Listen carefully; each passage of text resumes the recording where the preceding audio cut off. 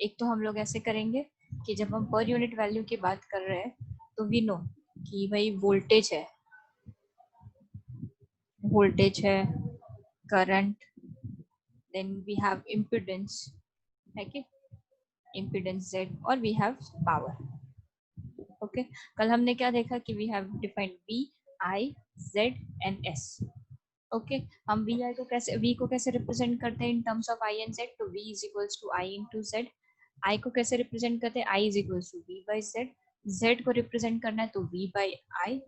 Okay, and apparent power को हम कैसे करेंगे, apparent power is defined as V into I। तो V इंटू आई किया है तो V को हम कैलकुलेट कर, V का वैल्यू क्या है तो V बाई Z, तो V into V by Z, what it comes out is V square by Z। so this is my apparent power। ठीक है, ये चीज हमने कल देखी हुई थी कि भाई हाँ ये मेरा apparent power है। तो कोई भी दो चीजें अगर मुझे डिफाइन करी है, suppose I have given my voltage rating and my apparent power, तो ये मेरा कौन से टर्म में डिफाइन किया जाएगा, MVA और my KVA rating, and this is my voltage rating. ठीक है, अगर ये चीज मुझे दो चीजें दी गई है तो I can easily find out my current also. ठीक है, I can easily find out my impedance also. ठीक है, ये वैल्यूज है हमारे पास। Okay, so we should keep in mind कि भाई मेरे पास अगर कोई दो क्वांटिटीज है तो I can easily find out my, basically अगर दो क्वांटिटीज है हमारे पास तो हमारे पास तीसरी क्वांटिटी का इवैल्यूएशन इजीली हो सकता है। ठीक है, लास्ट क्लास हमने कुछ बेस वैल्यू Z इम्पिडेंस कुछ डिफाइन किया था। तो इम्पिडेंस हम कैसे लिख सकते हैं, वी कैन सिंपली राइट, अगर मुझे बेस वैल्यू, सपोज अब we are talking in base quantity, तो Z base is equals to V base by I base. तो यहाँ पे I बेस का वैल्यू क्या है मेरा, I base is nothing but by V by Z। तो व्हाट वी कैन डू, हम I बेस कैसे लिख सकते हैं,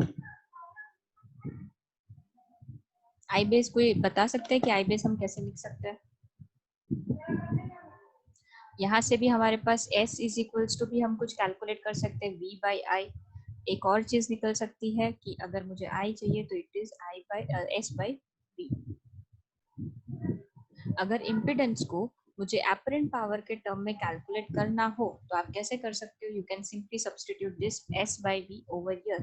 तो ये है मेरा VB upon SB into VB, तो ये हो जाएगा VB square by SB। So simply this is an important part to be kept in mind, an important equation, because when you will study the transformer part जब भी आप पढ़ोगे तो transformer part में ये चीज बहुत इंपॉर्टेंट होने वाली है, बिकॉज जैसे ही इम्पिडेंसेस चेंज हो रहा है, वोल्टेज चेंज हो रहा है, तो ये मैं कैसे रिप्रेजेंट करती हूँ, के वी बेस इंटू MVA, ये बेस क्वांटिटी है। ठीक है, keep in mind this is an important quantity. अभी कल की क्लास में हमने क्या कुछ देखा था, यहाँ पे कल की क्लास में हमारे पास एक ये पार्ट कुछ आया था कि पर यूनिट अगर मेरा बेस वैल्यू कुछ चेंज हो रहा है तो मेरा एक्चुअल मतलब ओल्ड पर यूनिट और न्यू पर यूनिट क्या होगा, तो वो हम देखते हैं। ठीक है, suppose my base values are changing, एक मिनट, ठीक है,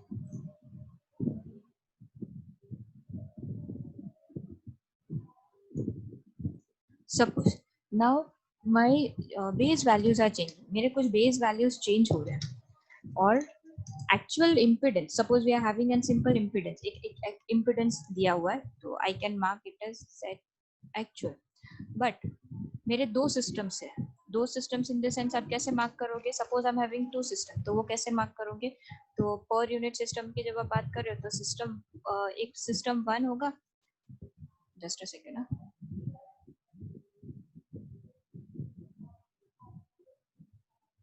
ठीक है, आई एम सेइंग सिस्टम 1। तो सिस्टम 1 में क्या हो रहा है, सिस्टम 1 में आपका जो VB1 है वो अलग है, ZB1 अलग है, IB1 अलग है, और आपका जो भी पावर है वो अलग है। This is my system 1।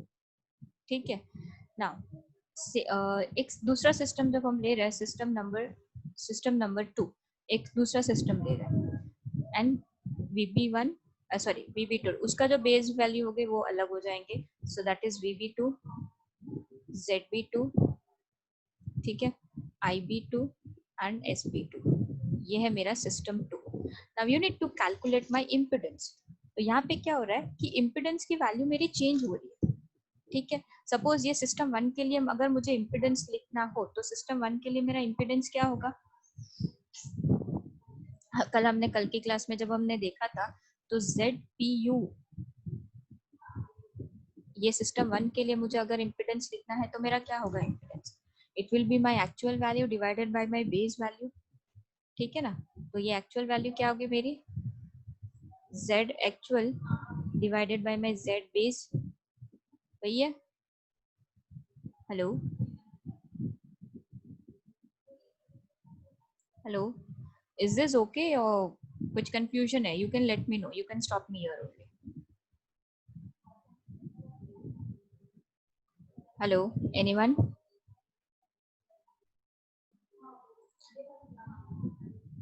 Any problem up till here? मैं तो ऐसे ही जा रही हूँ, बट आप लोग कुछ बोलोगे तो बीच में मुझे पता चलेगा कि हाँ भाई भाई यहाँ बोल रहे हैं.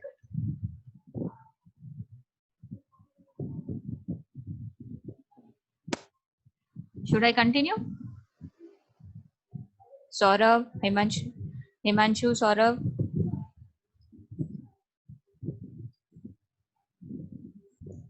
अभी समझ में आया कैसे करना है?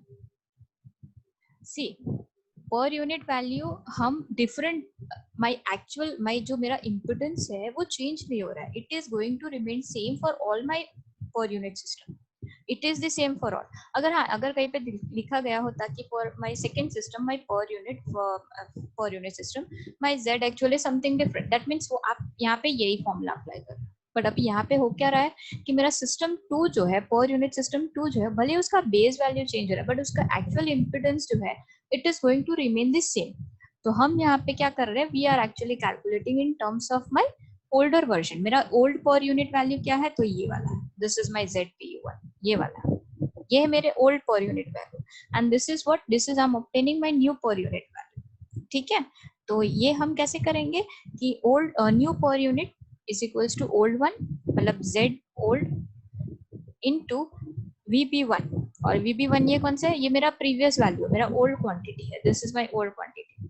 ठीक है, SB1 and VB1. Okay, upon VB2. तो ये मेरे नए क्वांटिटीज है, the whole square into SB2 divided by SB1. I hope this is very much clear. अभी समझ में आ गया. इसके रिलेटेड न्यूमेरिकल्स पूछे जा सकते हैं and this particular part can help you to further simplify the other transformation part. ठीक है, इज इट क्लियर? सो हम कैलकुलेशन कैसे करेंगे, so let me write the calculation part. आप घर पे बैठ के फिर कैलकुलेट करते रहना. 0.05 माइनस J 0.03. ठीक है, यहाँ पे इक्वेशन अभी मेरा क्या आ रहा है, तो VB1 मेरा कितना है, तो VB1 is my 100 divided by 50 the whole square multiplied by what is my SB2. SB2 is 70 divided by SB1 100 है. ये हो गया. मैं फाइनली डायरेक्ट आंसर लिख लेती हूँ. तो योर आंसर, उसके कैलकुलेशन के बाद your answer comes out to be 0.14 multiply. It is also already calculated, मैंने कैलकुलेट करके रखा है मेरे पास, इसीलिए मैं डायरेक्टली आंसर्स लिख रही हूँ. ठीक है, this is my. Okay, who was that? Varmani. Is it correct? हाँ, ये हो गया, सही हो गया. Now I need to calculate for my third system also. मेरा थर्ड पर यूनिट भी दिया गया है, Z impedance सेम है. तो Z per unit for my third part I can write is Z per unit 3. उसको हम लिख सकते हैं Z per unit 1 PU1. ठीक है, VB1 divided by VB3 the whole square SB3 into SB. I am calculating this with respect to my first per unit. ठीक है, it can be calculated in either ways also. तो what is by SB3? SB3 है मेरा 3 kVA and my SB1 is equals to 100 VA. ठीक है, VB1 equals to how much? VB1 100 volt and VB3 is equals to 200 volt. Can you anyone calculate Z per unit 3 for me? अब बता देना मुझे, कुछ तो आंसर होगा आपका.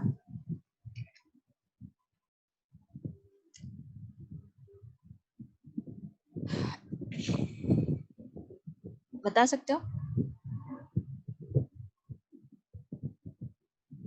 Can anyone calculate and give it?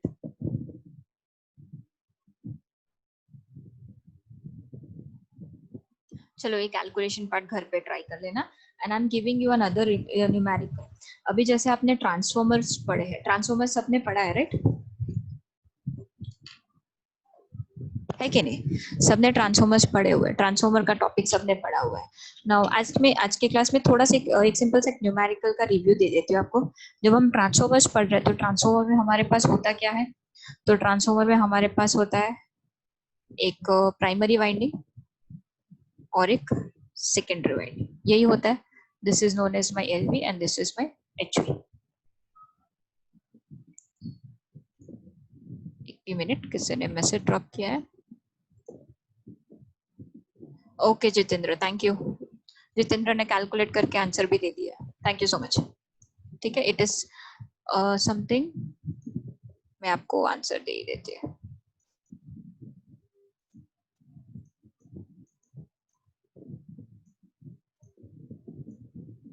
Sorry,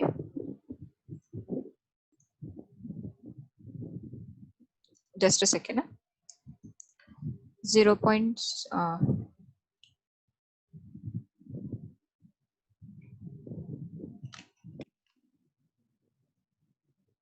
So your second value is my Z per unit 3 comes out to be 0.375 minus J 0.225. ठीक है, so this is my Z per unit for my system 3.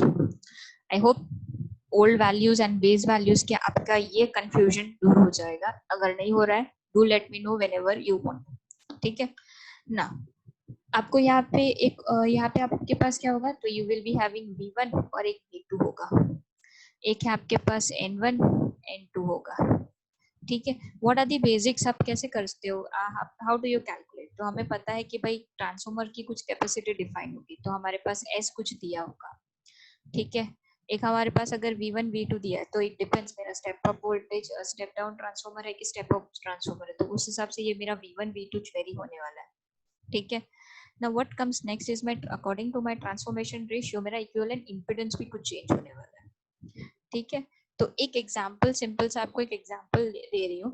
तो 150 kV 150 kVA 300 by 1800 volt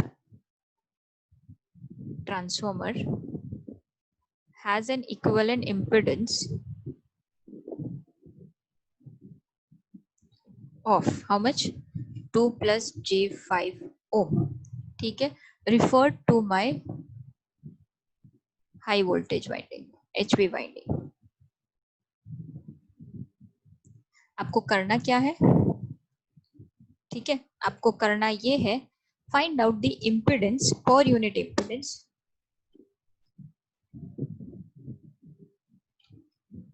referred to my HV side।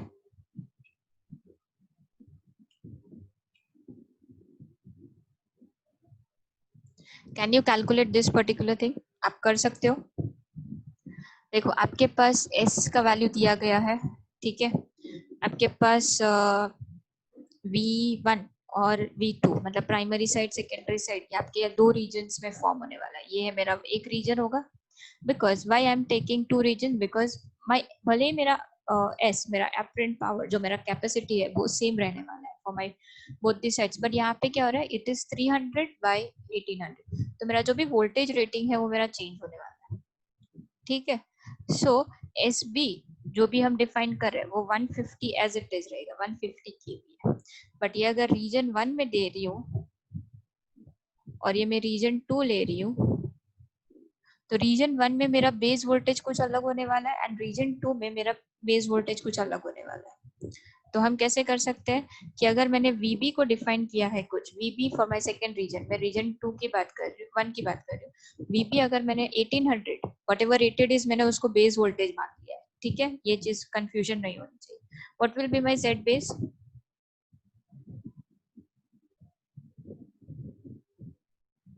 क्या होगा?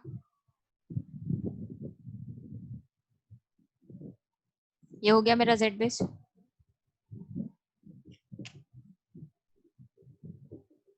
क्या आएगा answer? 1800 है,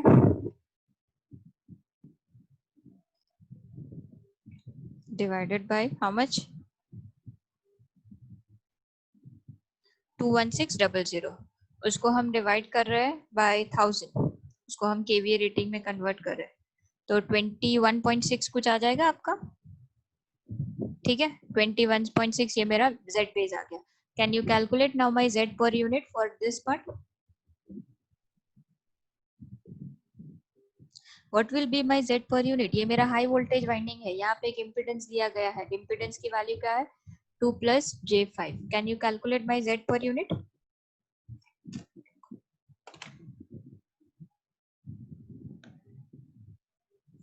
कर सकते हो?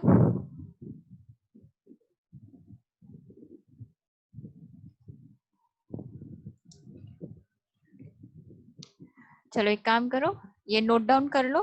Till that time I will take your attendance and do let me get this, मतलब ये आंसर मुझे कल की क्लास में बता देना कि what is my Z per unit.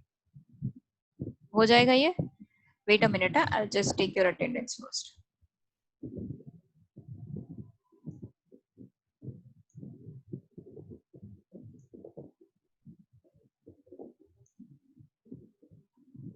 ठीक है, अभी ये क्वेश्चन थोड़ा मार्क कर लो कि क्वेश्चन में हमारे पास है क्या।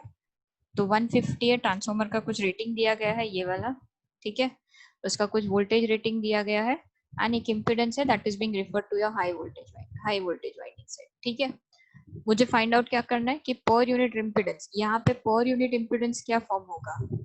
ठीक है, कैलकुलेट करके मुझे नेक्स्ट क्लास में बता देना कि what is it, what is my answer. ठीक है, I will stop the class over here.